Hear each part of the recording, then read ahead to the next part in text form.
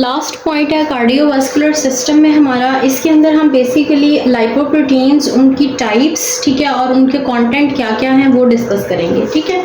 सो lipoprotein की सब types जो है ना ये मैंने यहाँ पे मेंशन कर दी है, ठीक है। HDL और LDL आप बचपन से पढ़ते आ रहे हैं, ठीक है, कि ये गुड कोलेस्ट्रॉल होता है और LDL L से लीथल है, ये बैड कोलेस्ट्रॉल होता है, ठीक है। ये इंटरमीडिएट है, ये वेरी लो डेंसिटी है और ये काइलोमाइक्रॉन्स है।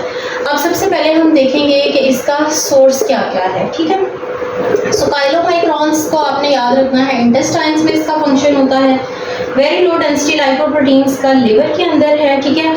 ये जो इंटरमीडिएट है ना, नाम से ये इंटरमीडिएट है, इसका इतना कोई रोल नहीं है यहाँ पे, ठीक है। सो आपने पहले दो और लास्ट दो को याद रखना है।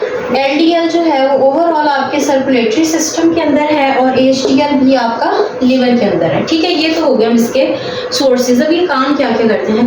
अब फर्स्ट पे अगर हमारा काइलोमाइक्रॉन है तो ये क्या करता है, इंटेस्टाइन इसका सोर्स है, ठीक है। तो इसमें बेसिकली जो डाइटरी टैग्स हैं या डाइटरी ट्राइग्लिसराइड्स हैं उसको पेरिफेरल टिश्यूज के अंदर लेकर जाना है, ठीक हो गया है।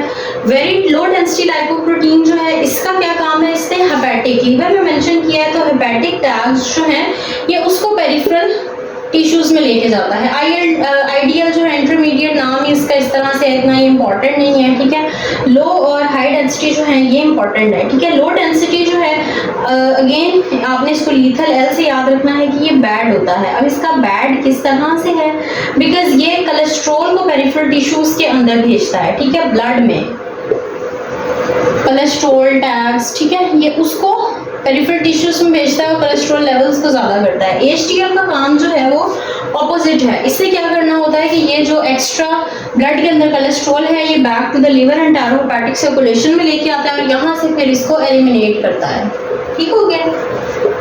सो H से आपने याद रखना है कि हेल्दी है, L से है याद रखना लीथल है। अब हमने इनका जो जिस तरह से कुछ MCQs यहाँ से भी आते हैं, थोड़े से ट्रिकी होते हैं, सो बेहतर है कि आप इसको जिस तरह से मैंने सोर्सेज के हवाले से याद करवाया है ऐसे ही याद करें तो आपको MCQs में मसला नहीं होगा, ठीक है।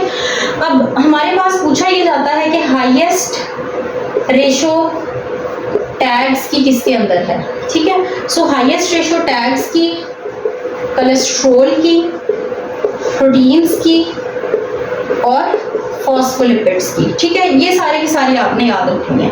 अब इसमें से आप देखें कि जो हाईएस्ट प्रोटीन और फॉस्फोलिपिड हैं, ठीक है, अच्छे इंग्रेडिएंट्स हैं, ये किसके अंदर होंगे, HDL के अंदर सबसे ज्यादा होंगे। कोलेस्ट्रॉल हमने ऑलरेडी बात कर लिया, सबसे बुरे वाले के अंदर होगा LDL में। टैग्स जो डाइट से लेके जाता है वो है काइलोमाइक्रॉन।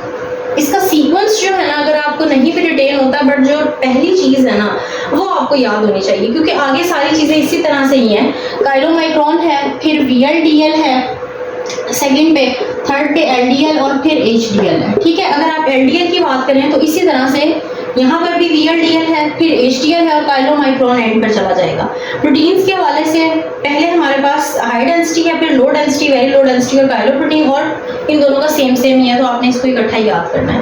अब हमारे पास कुछ जेनेटिक कंडीशंस हैं, ठीक है, जिसको वो फेमिलियर हाइपरकोलेस्ट्रोलेमिया या फेमिलियर हाइपरलिपिडीमिया कहता है। इसकी दो टाइप्स होती हैं, ठीक है, 1 और 2, इसी तरह से इसका नाम है। अब होता क्या है इसके अंदर, जो 1 वाली है इसमें आपके पास एक एपोसी प्रोटीन होती है। ये भी प्रॉपर एक सारा का सारा मैकेनिज्म है कि किस तरह से पैकेजिंग होती है, किस तरह से सारा एक सर्कल चलता है।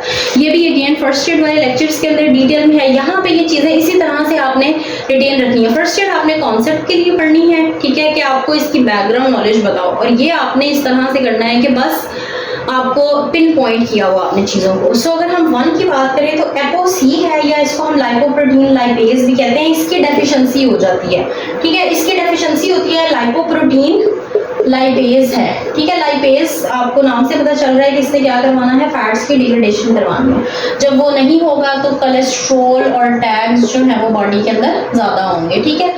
ये 1 की है, ठीक है। 2 की अगर हम बात करते हैं तो 2 के अंदर क्या होता है, अब एंजाइम का मसला नहीं है, यहाँ पे रिसेप्टर का मसला है, ठीक है। रिसेप्टर्स जो हैं वो डिफेक्टिव हैं, जिसकी वजह से LDL के और कोलेस्ट्रॉल के लेवल्स जो हैं वो ज्यादा होते हैं, ठीक है। अब हम इसके बाद देख लेते हैं जो MCQs हैं उसके अंदर क्या डिफरेंट चीजें हैं।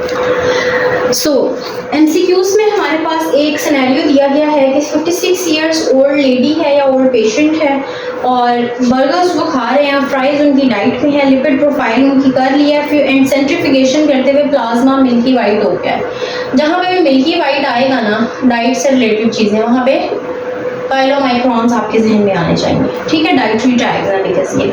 फिर पूछता है कि जी ब्लड के अंदर कौन सा अबंडेंट होता है हमारे पास, HDL, ये नॉर्मली है। अगर पैथोलॉजी होगी तो फिर LDL ज़्यादा होता है और फिर कोलेस्ट्रोल के इश्यूज होते हैं।